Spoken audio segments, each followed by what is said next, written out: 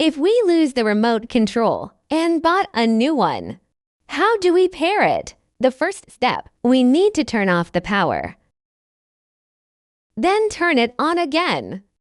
Within 30 seconds, remove the remote control. After removing it, push the back cover of the remote control up. After pushing it open, there is a U to key. Then press and hold the U to keys for 7 seconds.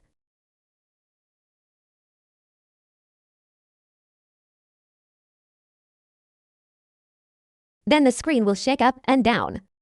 Then press the curtain stop button for 2 seconds. Then at this time, you can control the curtains normally.